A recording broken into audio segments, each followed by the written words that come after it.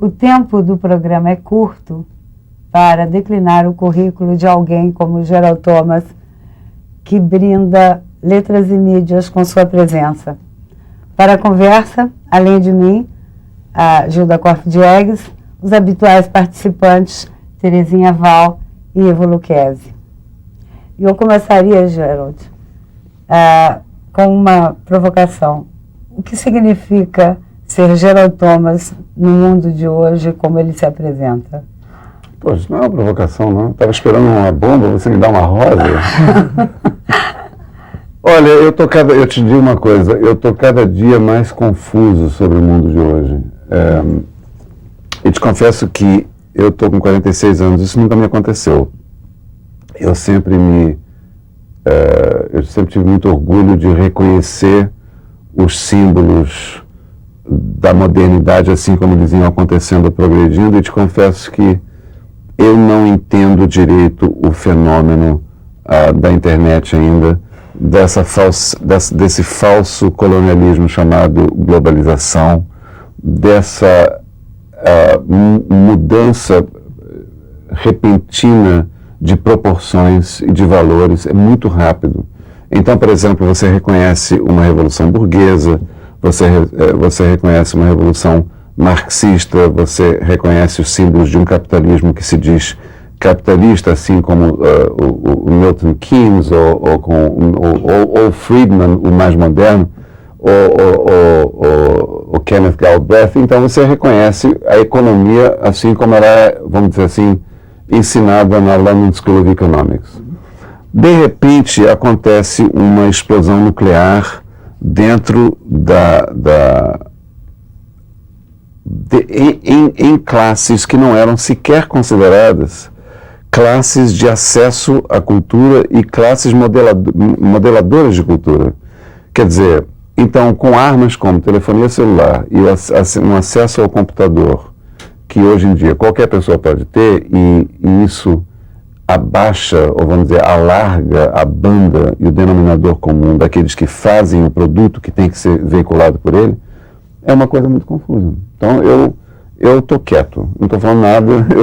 Eu te confesso que era muito fácil, até pouco tempo atrás, ser crítico, porque eu acho que a função de um provocador ou de um crítico é a de atingir diversos alvos. Quando não tem alvo para atingir, o teu berro fica solto no ar, não tem propósito nenhum. Então, eu acho que talvez seja uma hora interessante para que os artistas reconheçam que a importância deles está em voltar a reconhecer a humanidade, os princípios básicos, românticos até, renascentistas até, do valor do homem na proporção do que ele julga ser o universo, e não do que ele julga ser os modelos em vigência das sociedades em processo de evolução, que eu acho que é o que o artista moderno estava se acostumando e mal acostumando a fazer. Gente, que resposta, que loucura. Mas tratado, isso é um tratado. Aí eu acho que se pode fazer a provocação explícita, então. Vendo sua trajetória existencial, que por ser existencial determina a estética com a qual você se expõe, né? É fácil perceber que você é um ser da margem, né? E, consequentemente, todas as suas identificações estéticas têm esse dado em comum. Um Beckett, um Kafka, um Genet, e vai por aí. Todos aqueles que seguiram o trilho da vida, né? Para encarar o trem na contramão. Eu gosto desse termo, contramão. Na contramão. Eu acho importante porque, desculpa te interromper, mas eu acho contramão uma coisa importante de frisar, porque o jovem não tem muita noção, quer dizer, como todo jovem acha que o mundo começou ontem e que tudo foi descoberto às 9 da manhã de hoje. Então, tem-se muito pouca noção do brilho da história, que é lindo. A história é uma coisa linda. Você observar os movimentos como eles se deram através dos tempos e as circunstâncias sociais, culturais, econômicas e políticas dentro das quais as coisas aconteceram é lindo. Eu tenho fascínio por isso. Então, eu acho que quanto mais se sabe que a verdadeira arte, e a verdadeira arte de pensar, nasceu na contramão. E é bom frisar isso, porque, infelizmente, isso saiu de moda na década de 60, a contramão. E foi se fazendo coisas na mão.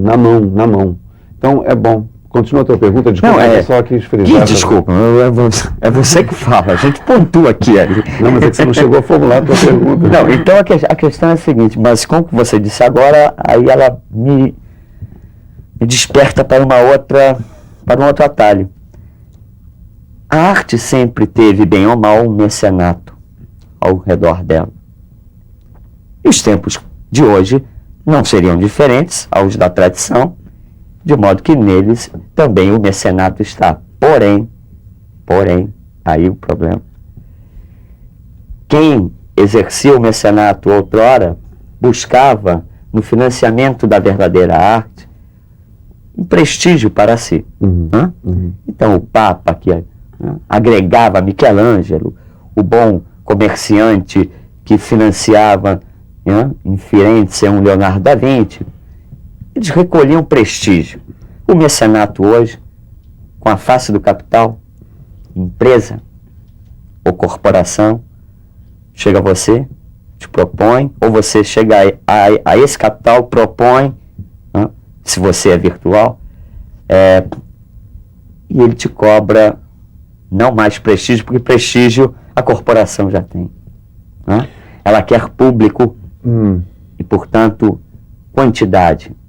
De modo que aí é que fica a questão.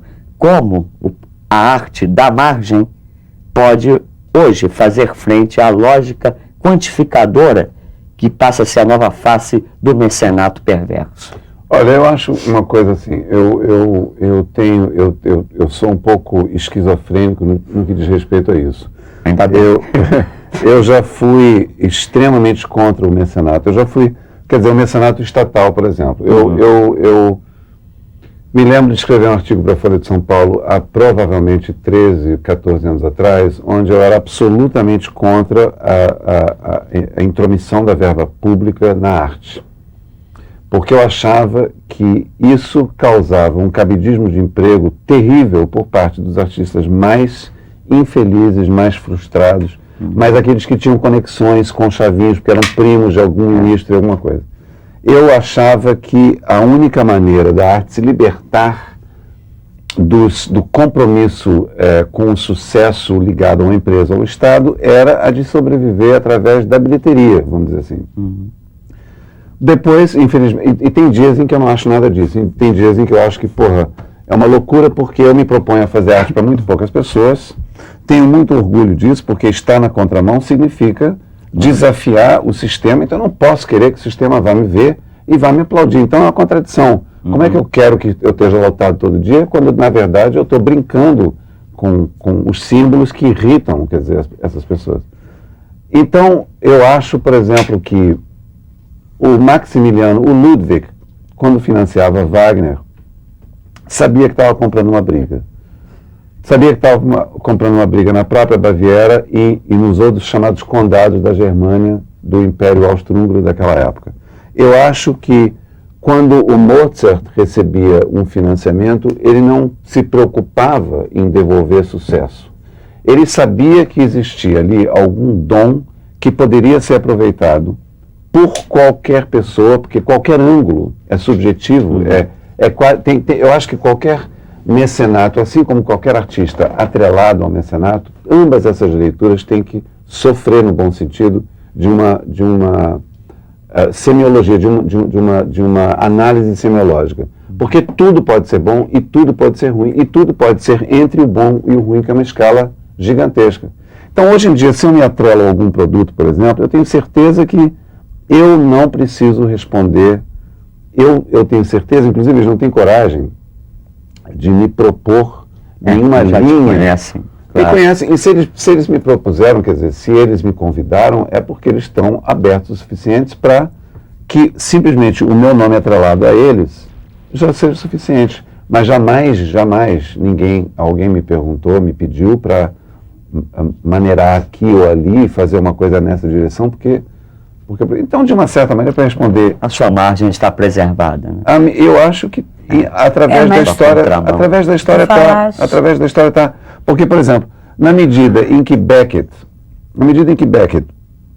era um solitário que trabalhava ali com a máquina de escrever dele no Boulevard Saint-Jacques, em Paris, número 38, e não queria saber de nada, se ele tem um editor que chamava Jérôme Landon, da Edição de Minuit, ele era um mecenas dele, entendeu? Então, o mecenato se dá de tanta maneira. Se eu tenho um teatro que me abriga, o prédio e a organização que me abriga, que no caso é o Sesc, Copacabana, é o meu mecenas.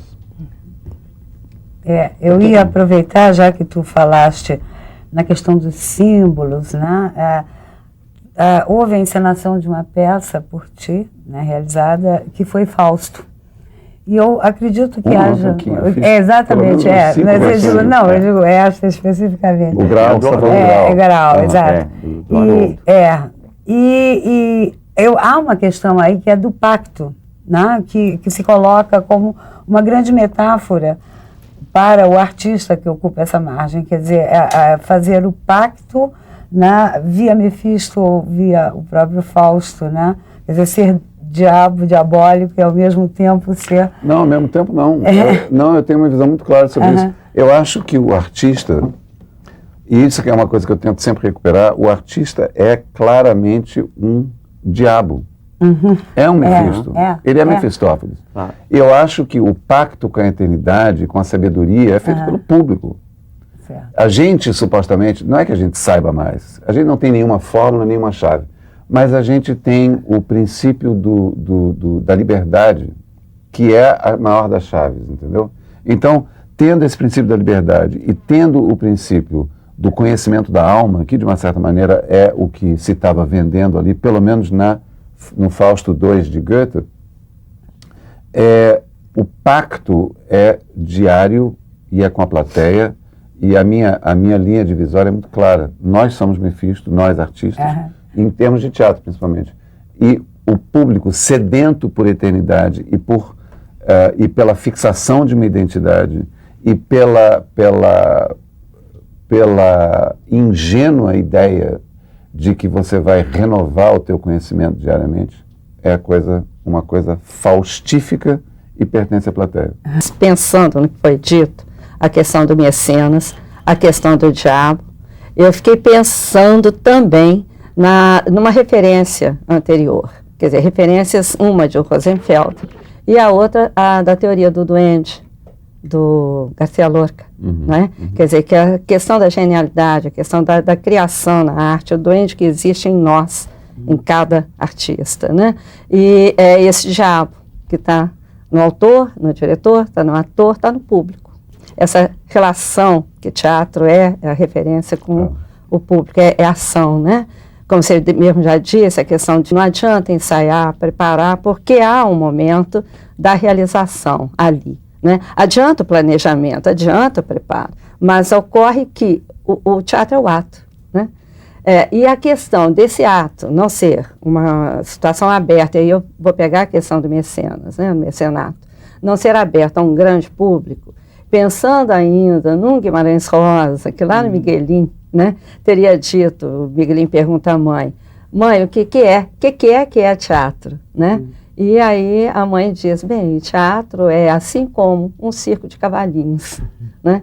Quer dizer, entra toda essa coisa do diabo, del duende. Olha, deixa eu interromper uma coisa. Bom, depois, sim. Eu sei que tem uma bomba de uma pergunta. Não é bem uma pergunta. Mas só que me perguntam com muita frequência o que é teatro.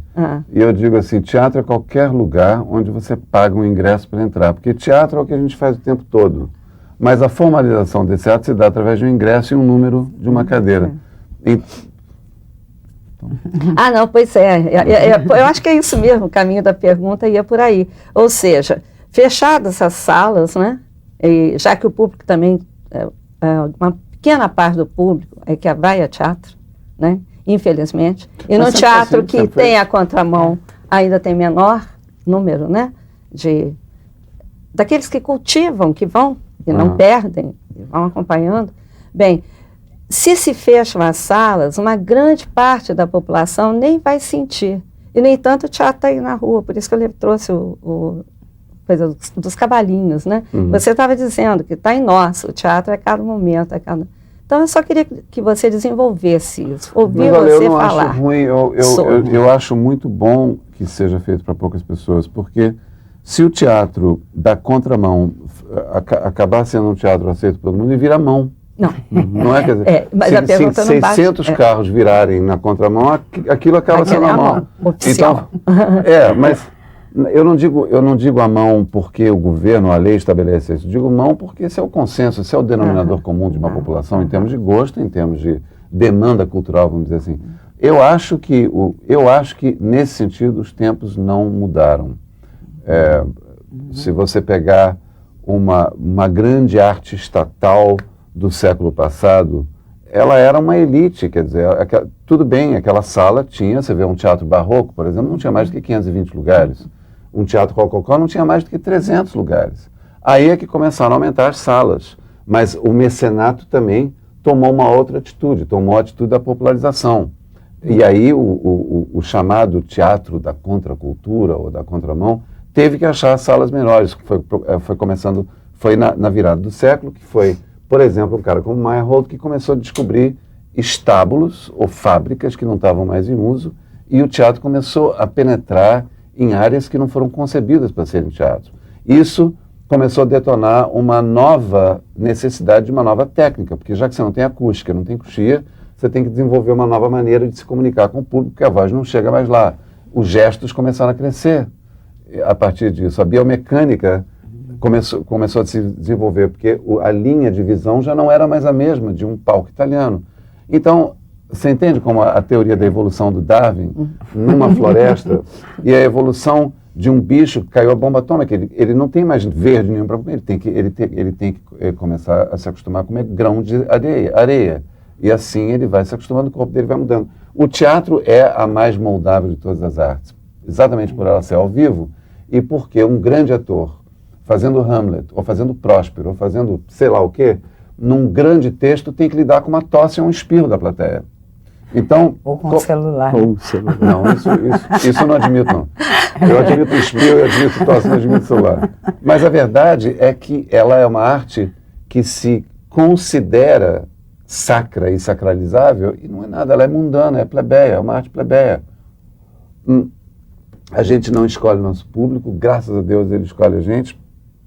E voltando a um esfacelamento que você fez antes sobre o Fausto e Mefisto em todas as áreas, claro, existe o bem e o mal, existe a sedução e a recíproca dela, existem todas as facetas, em tudo no ser humano existe a lei de Tao ou taoísmo, à frente e às costas, a dialética está em todas, o dualismo, melhor, está em tudo. Agora, como dizia Bertolt Brecht, pelo amor de Deus, o aplauso é somente um aplauso, porque se você for medir o aplauso, isso aqui não acontece nunca, porque 1 metro é divisível em 50, que é divisível em 25, que é 12,5, que é 7 pontos não sei o quê, o zero não acontece e o aplauso para, ou ele atravessa. Então julgue o aplauso somente como ele é, um som maravilhoso se ouvir. Que depois acaba também, né? É efêmero. O teatro não tem nada pior do que o teatro, porque você vive um momento de glória, de iluminação, existe uma catarse absoluta naquele momento, todo mundo sente uma única coisa que ninguém sabe explicar, existe um momento de lucidez, existe um momento de emoção, misturado com lucidez, misturado com memória, uma memória anciã que nem te pertence, e depois vai tudo embora.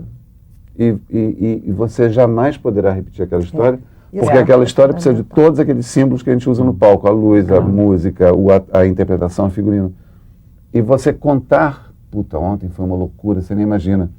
O interlocutor devia, não imagino, eu não quero imaginar. Só aquelas pessoas que estavam lá lembram disso. Aí se põe uma outra questão.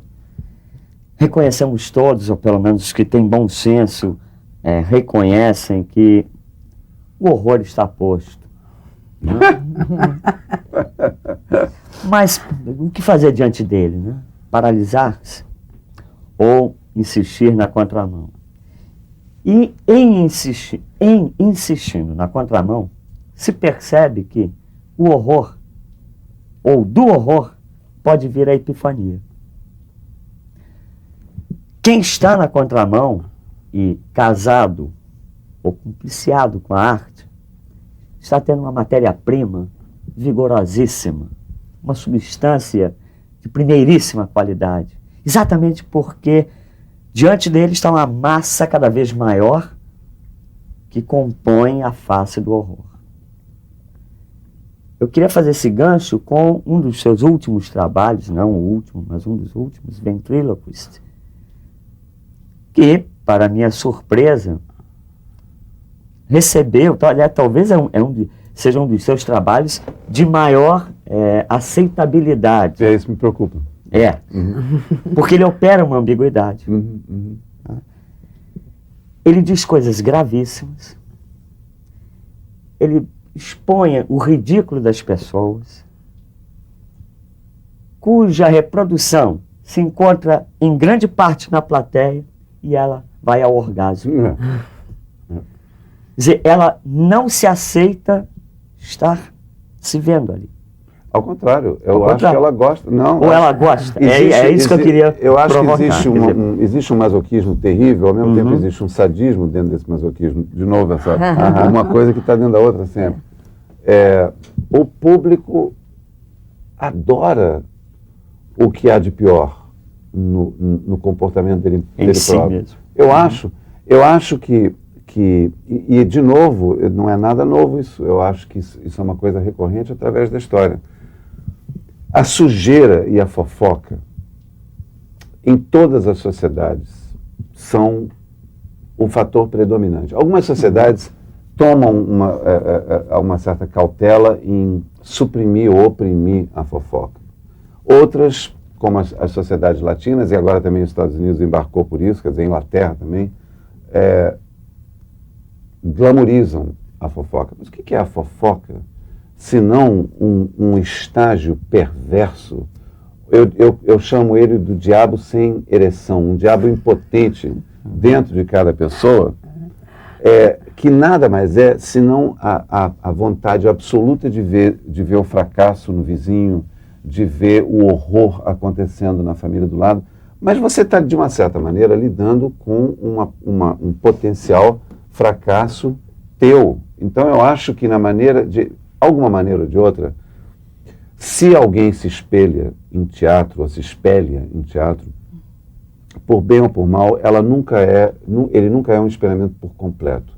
Nem o lado positivo e nem o lado negativo da plateia. Ninguém se considera um benfeitor, ninguém se considera, por exemplo, um malandro como o Rei Cláudio de Hamlet, mas também ninguém se considera o pai o fantasma, que é o coitado ali que foi assassinado. Então a gente fica sempre no meio do caminho, e dessa maneira eu acho que o público adora, porque é com ele, mas não é com ele. Porque na medida em que eu tenho um figurino, esse figurino o público às vezes não entende o quanto é importante uma roupa. E por isso que é um horror para você, né? É a pior parte na montagem de tudo, não é? O figurino? Você já pensou assim? Eu odeio figurino. Eu odeio figurino, sabe por quê? Porque ela coloca uma forma definitiva, uma coisa que não é definitiva em princípio. Mas se eu coloco você falando coisas inteligentes e como um pensador moderno, eu quero que o público entenda você como você é. De repente eu saio de casa e acho que você deve vestir uma roupa de cetim verde, uma calça verde brilhante.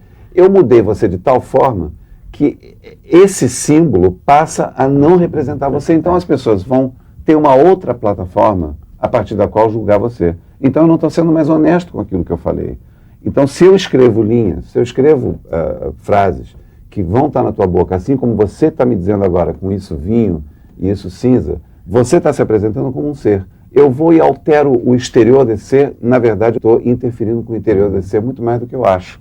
E é por isso que eu me preocupo muito com o figurino. Então as pessoas que vão ver o Ventriloquist, por exemplo, estão isentas daquelas frases, de uma certa maneira, porque elas não vestem longos pretos de madrugada. elas não cheiram cocaína a noite toda. Elas não ficam bebendo e cheirando para se equilibrar ali. Ah, isso não é comigo, mas é comigo que eu falo essas bobagens também, entendeu? Eu leio a Caras, eu leio essas revistas. Eu só, hoje em dia, me preocupo com essas bobagens. Então, existe uma certa margem de isenção e de envolvimento, e nesse território o teatro Mas sempre também há um dado grave aí, né? É que elas não se sentem minimamente culpadas por lerem o que leem, Mas eu não ou acho. Não por estarem vendo o que vem. Mas eu Isso não, é dito para elas como uma coisa glamurosa. Claro, mas eu não culpo ninguém, não. Eu não acho, por exemplo, poxa vida, tudo bem, a gente está reclamando demais da sociedade. No entanto, meu Deus do céu, que loucura, quantos ganhos a gente não fez. Imagina todos os tabus da década de 50 que foram mais ou menos ameaçados de demolição na década de 60 e que na década de 70 finalmente caíram, mas demoraram 20 ou 30 anos para serem realmente absorvidos pela população.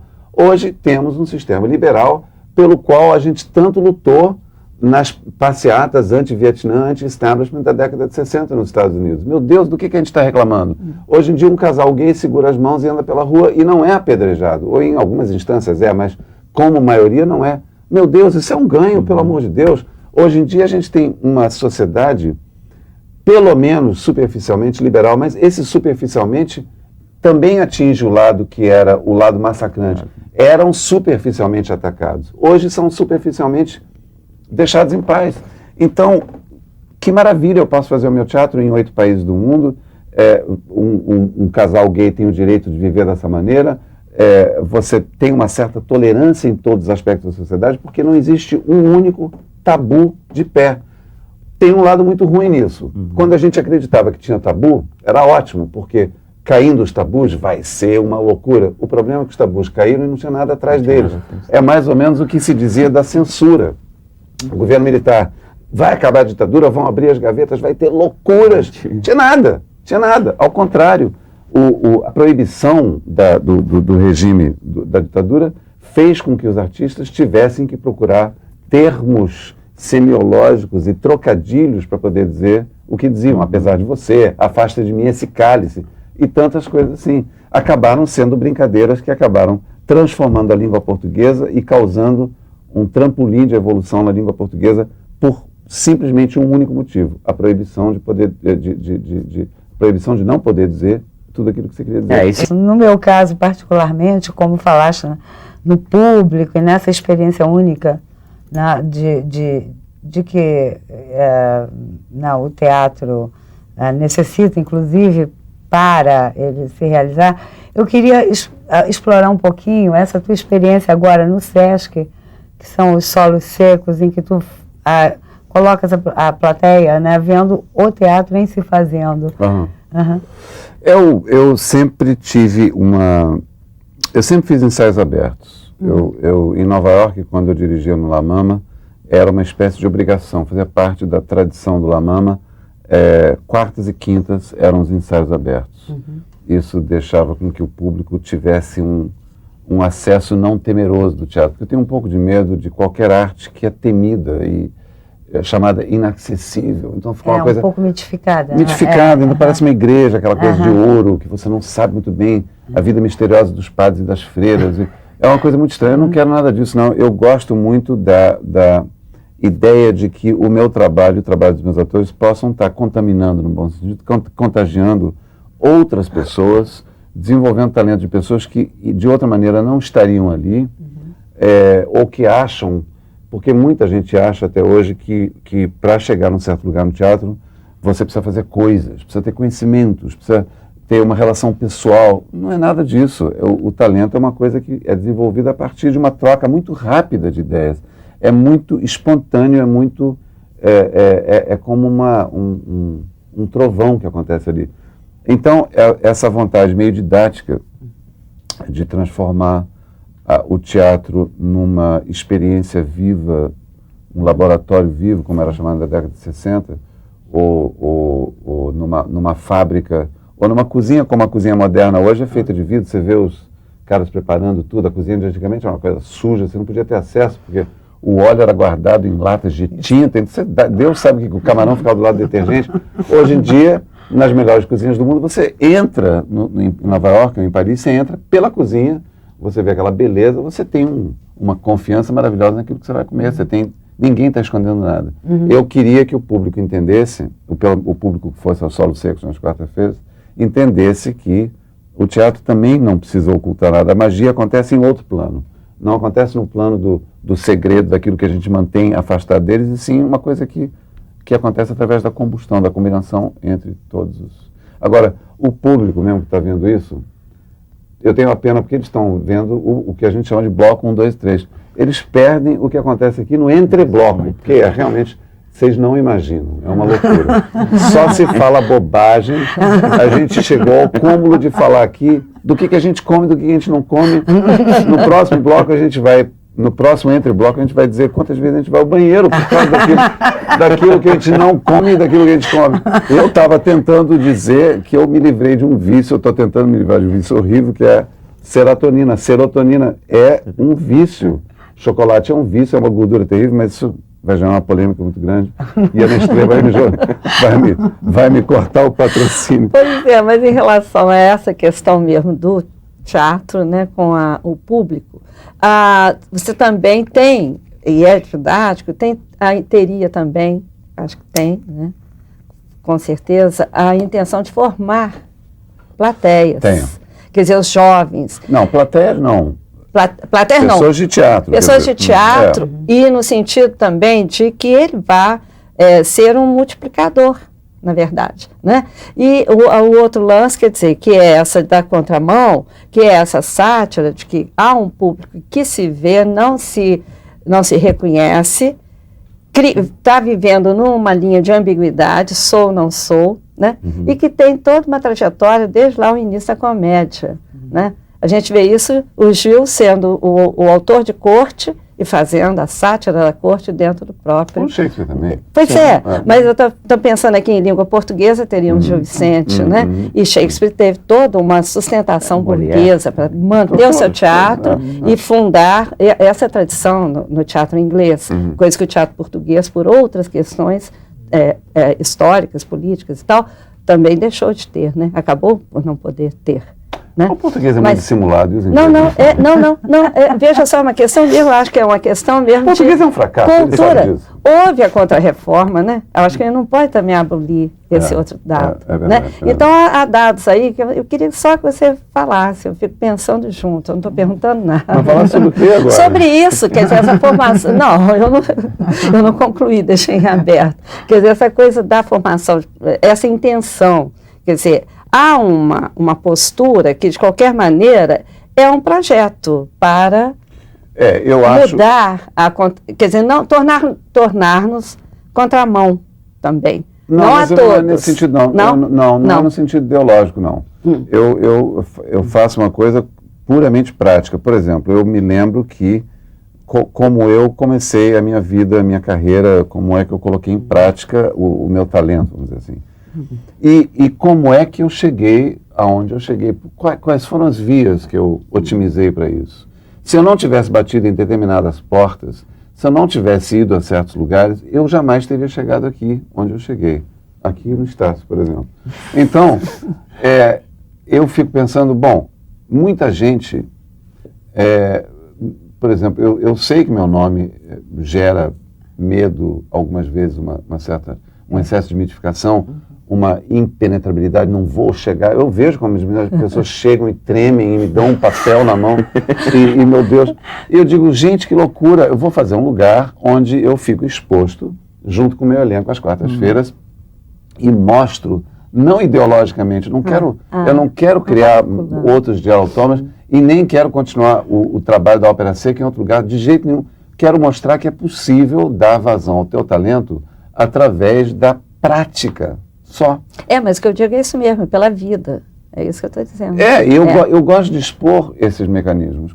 Eu gosto de criar assistentes. Eu quero que eles vejam como não é tão difícil dirigir. Não é difícil colocar a tua utopia no palco. Não é tão difícil você criar o universo assim como você o vê. Não é difícil brincar de ser Deus. É isso, entendeu?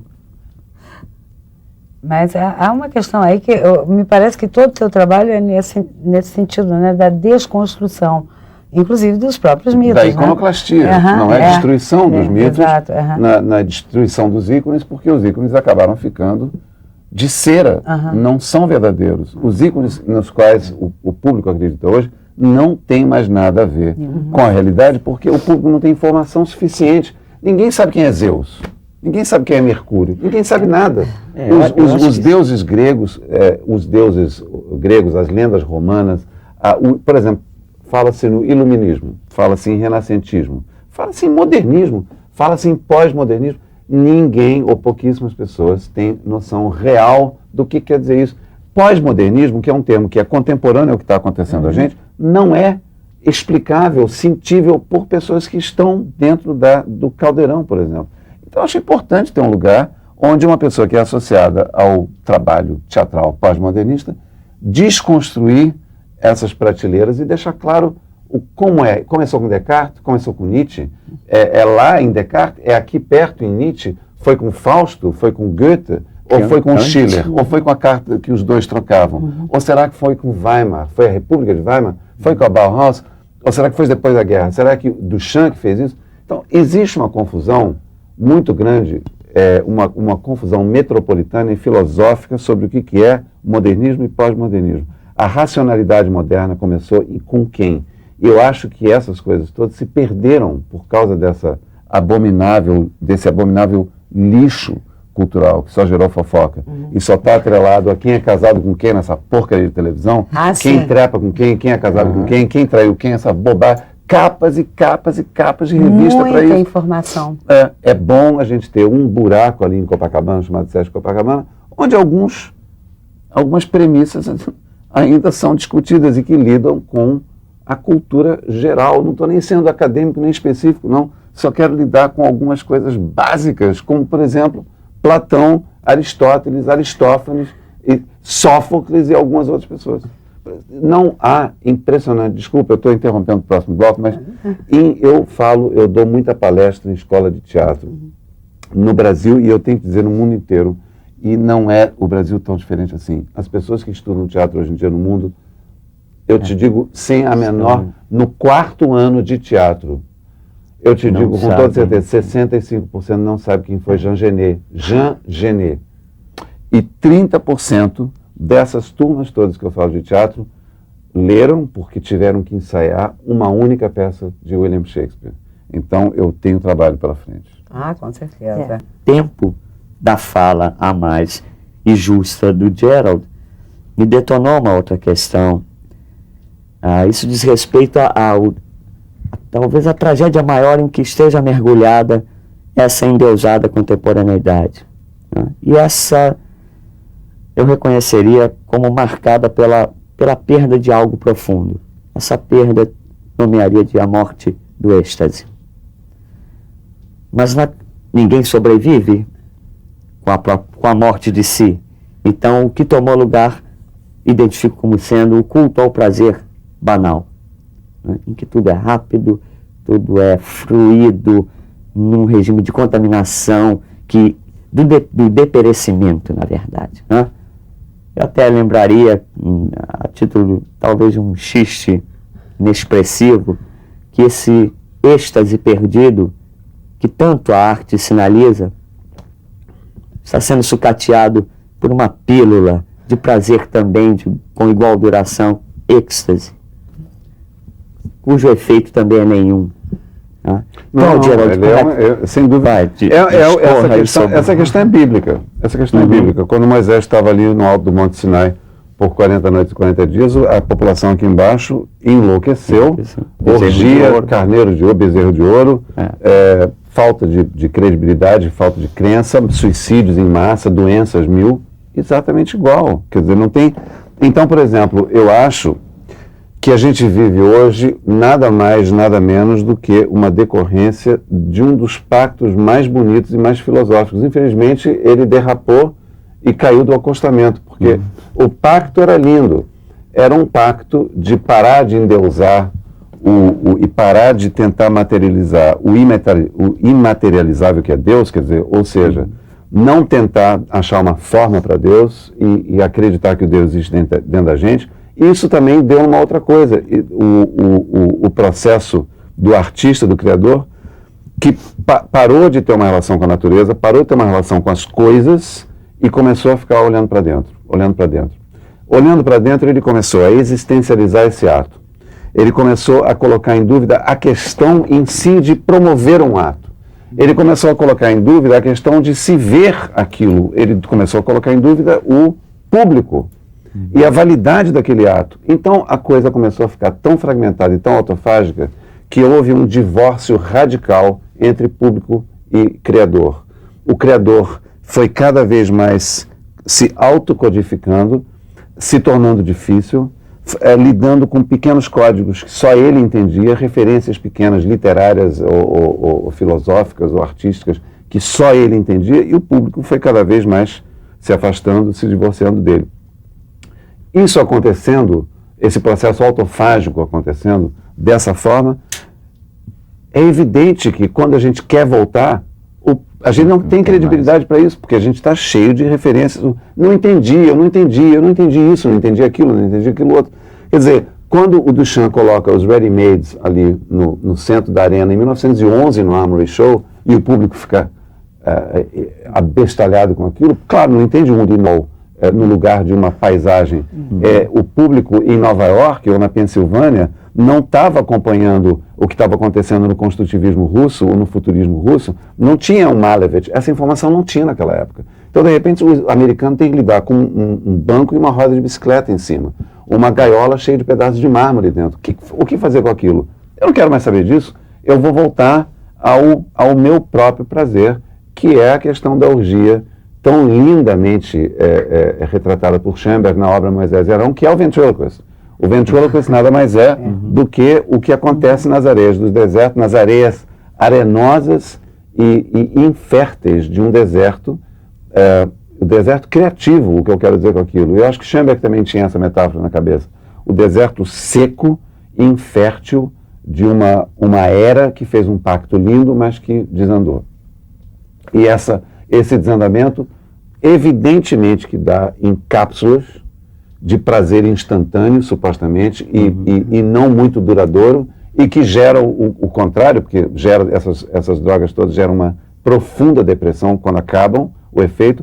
Então, ou você tem mais droga, e mais droga, uma coisa vai puxando a outra, ou você aceita uma depressão, uma descrença tão grande que, de novo, Fausto e Mefisto estão compreendidos numa única pílula, que eu, quando experimentei êxtase, digo isso publicamente, uma vez, não senti nada, quer dizer, senti uma depressão profunda.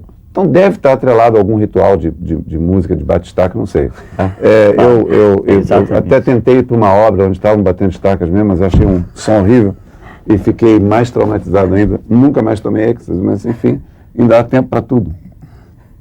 Mas também não precisa, né? Você vive o êxtase. Eu não acredito em drogas. Porque vive o êxtase. Eu não acredito em drogas porque eu não acredito eu não acredito em álcool também. Eu não acredito em nada que seja um artifício que você compre de um malandro qualquer e que aquilo vai te jogar nas nuvens. Isso é uma bobagem, isso é uma besteira. Existem, através da história, existe também a droga otimizada por artistas que não podem viver sem isso por causa do seu estado. Por isso também que toda repressão é burra, né? Porque se você modifica a subjetividade, então você faz um combate natural. Claro, exatamente. Mas se alimenta a antissubjetividade, você tem que reforçar a repressão, e aí a violência se potencializa. É o princípio mais fundamental. O Foucault escreveu muito sobre isso. Foucault escreveu demais sobre isso e o fundamento da burrice da sociedade armada moderna está todo aí. E, realmente, mas repensar tudo isso é um prazer. Mesmo que não aconteça nada, repensar tudo isso, por exemplo, eu tive muitas conversas com o Luiz Eduardo Soares quando ele ainda estava no poder aqui, e é uma delícia você poder pensar as possibilidades da sociedade e colocar isso no palco. Sejam 200 pessoas, nessas 200 pessoas estava o Luiz Eduardo Soares, que aproveitou alguma coisa, então não foi de todo mal. E muito a propósito, porque eu acho que é importante se pensar isso para o jovem, né? Porque as pessoas que já passaram por outras experiências talvez tenham essa dimensão. O jovem é que não vive, ele é bombardeado né, por uma série de informações de todos os meios de comunicação, internet e tudo mais. E eu acho que sequer ele tem a informação do que seja o teatro, né? Dentre as várias, ele é levado a uma glamorização indevida e ele não pensa o teatro. Então, como tu verias a possibilidade, né, do teatro hoje com este público mais jovem, ou qual mensagem ou qual fala tu terias para esse jovem? Eu não acho que o jovem é necessariamente bombardeado por nada, não. Eu tomo como premissa eu mesmo. Eu com 13 anos, eu saí buscando aquilo que eu queria. Eu não me senti vítima de nenhum órgão de comunicação. Sim, mas encontrou o Hélio Oiticica, né? E aí Mas eu fui procurá-lo. Eu fui procurar Ivan Serpa, eu fui procurá-lo. Quer dizer, eu podia também ter ido uma discoteca, entendeu? Eu acho que a opção acaba sendo do indivíduo. Não adianta, porque eu não acredito na melhoria dos canais de comunicação, porque depende do indivíduo e buscar alguma coisa. Você pode ter o melhor sistema de educação acadêmica e de conhecimento, você pode torná-la atraente, como na Finlândia, na Suécia, na Dinamarca, e olha para a rua, está cheio de heroinados com injeção pendurada aqui, não adianta. Eu acho que o sinal dos tempos só tem uma solução. O tempo tem que se esgotar e tem que se renovar. A gente está na contramão, a gente tem que fazer o que a gente tem que fazer, que a gente não pode ficar parado e a gente não pode ficar com o leque abanando a própria cara. Mas, ao mesmo tempo, eu sei que o tempo tem que se renovar por si só. É por isso que eu acho que as guerras trazem um certo benefício. É terrível dizer isso. Mas a guerra traz um certo benefício. A guerra une povos, une ideologias, cria um denominador comum patriótico e ideológico que é incrível. Depois de uma guerra tem todo um sentido de irmandade e de reconstrução, que é lindo. Eu sou filho de judeus alemães, eu sei o que é, eu trabalho na Alemanha, nas duas Alemanhas, até hoje. Eu trabalhei na Alemanha comunista antes do muro cair, trabalho na Alemanha pós-integrada e vejo a brutalidade da falta de conflito. Não existe nada pior no mundo do que a falta de conflito. Infelizmente, o ser humano, ao ser parido, sai de um buraco negro e se dá com a luz. E esse é um conflito que a gente tenta abolir na nossa vida e é inabolível. Não existe crença, não existe irmandade, não existe desenvolvimento social, teológico, teocrático, simbolístico, metafísico, físico, nada sem um grande conflito. E seja lá qual for esse conflito, eu, como sou absolutamente pragmático em relação às forças da natureza, não descarto a guerra de uma forma ou de outra. Não estou dizendo necessariamente a guerra que mata pessoas. Guerra. Tensão, né? Tensão, conflito. A diferença, né? O teatro é feito por conflito dramático. Essa é a palavra. Conflito dramático. A gente tenta viver uma sociedade analgésica, de falta de conflito, falta de dor.